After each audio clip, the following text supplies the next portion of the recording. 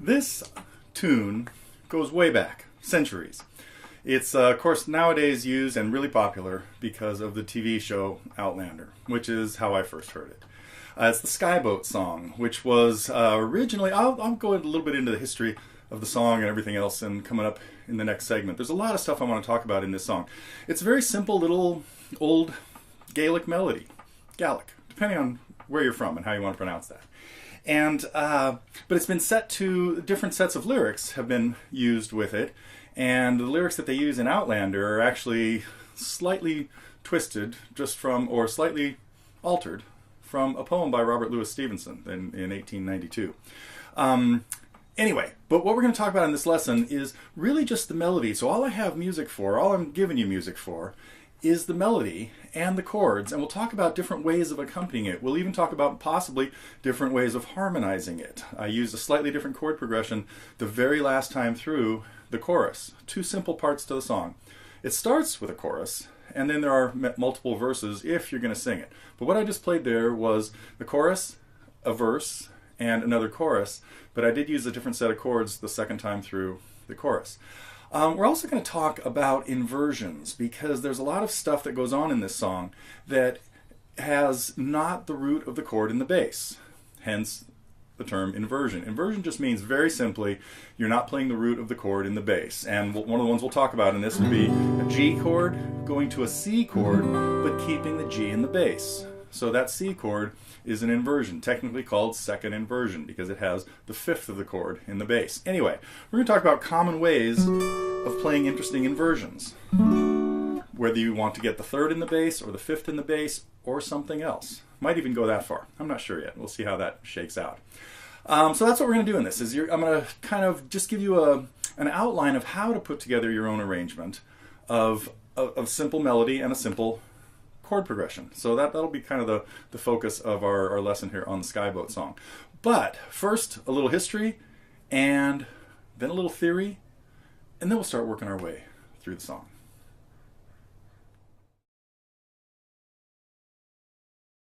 Well, a little history on the song, because when I started watching Outlander a year or two ago, every time I'd watch an episode, I just had to go read up on what really happened. It was so cool, the historical stuff they brought in. So the Scottish history from the mid-18th century all of a sudden became, I was fascinated by it.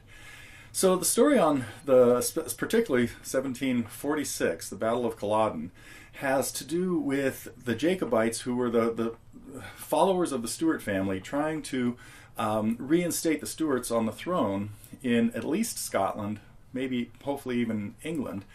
And the young pretender, who was Charles Stuart, who would have been Charles III had he become king. He didn't, because they lost the Battle of Culloden and he had to escape. So I kind of encourage you, if you're interested, to go back and read up on some of this stuff, because it's pretty fascinating. And then the way they tie it in with the fictional characters in the show is great.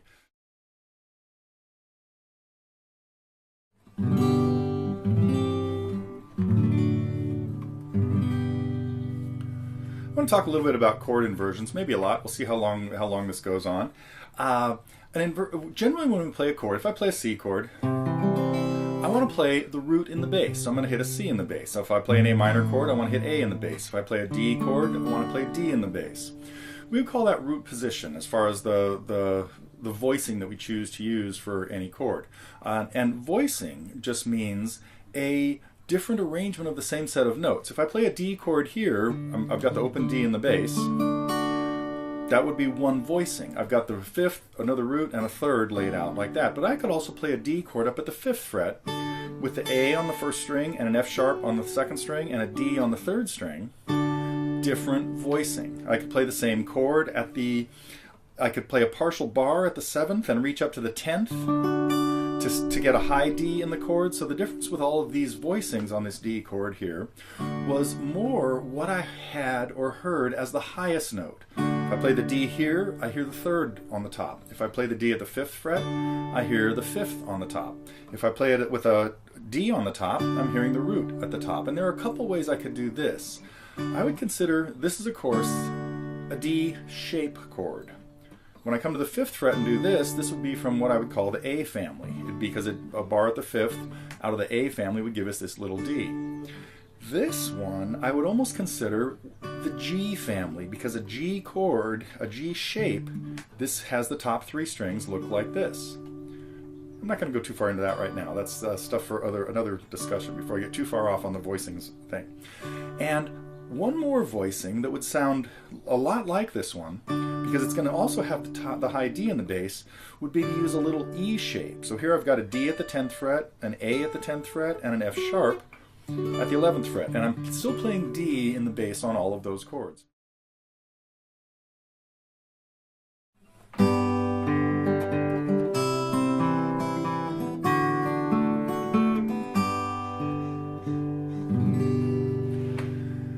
Hopefully you're a little bit familiar with fingerpicking already, and most of the fingerpicking you would probably done have been songs in 4/4 time, where you're playing a bass note on every beat, and there are 4 beats in the measure. So you keep your thumb alternating back and forth between 2, I'm playing a G chord, you can probably tell. You keep your thumb alternating back and forth on the first beat, you play the 6th string, and you have an alternate bass note on the 2nd beat, and then generally that cycle would continue. So you're just alternating back and forth between 2 notes.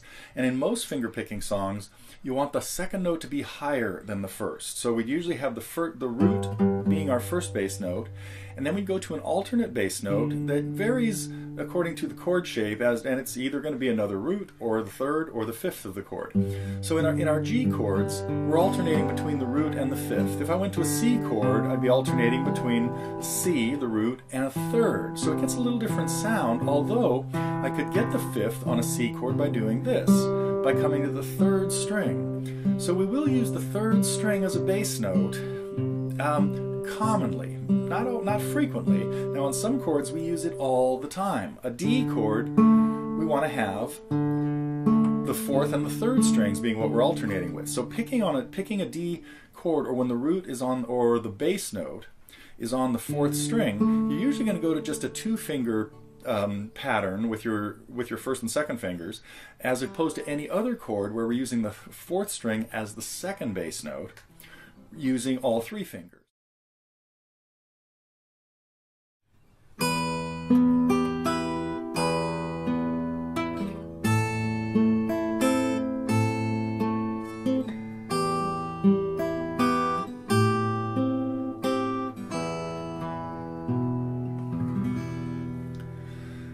The verse we head right into some minor chords. It gets really dark sounding, it's great. And what I played up here, we're looking for an E minor chord that has a B at the 7th fret in the melody. A couple things we could do. One is, you can play an E minor chord by playing just the 6th and 3rd, 2nd, and 1st strings. So I could have done this, using the open 3rd string as a 2nd bass note. Or I could have used the A family of chords at the 7th fret. And what I can do here is similar to what we did with the A minor chord in the chorus section, of reducing it to the open 5th string and just notes on the top 4 strings. I could do the exact same thing with my E minor chord by playing the full barred E minor at the 7th would be this. All I need to do is get rid of the bar, play only the 1st string with that, and now I've got the 6th and 4th strings that I could use in the bass, maybe even the 3rd string. And my 2 melody notes are up here on the 1st and 2nd strings. There would be a way to play that measure with the 2nd and 3rd bass notes being the same. But this would be also a nice time to introduce a different texture and use 3 bass notes. So I ended up coming to the 3rd string on the 3rd beat for the last melody note that got pinched with the last melody note that got pinched with the 3rd bass note. That's what I'm trying to say.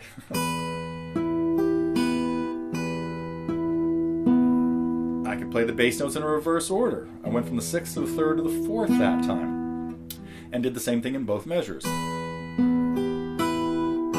they are in order 6, 4, 3, or reverse them.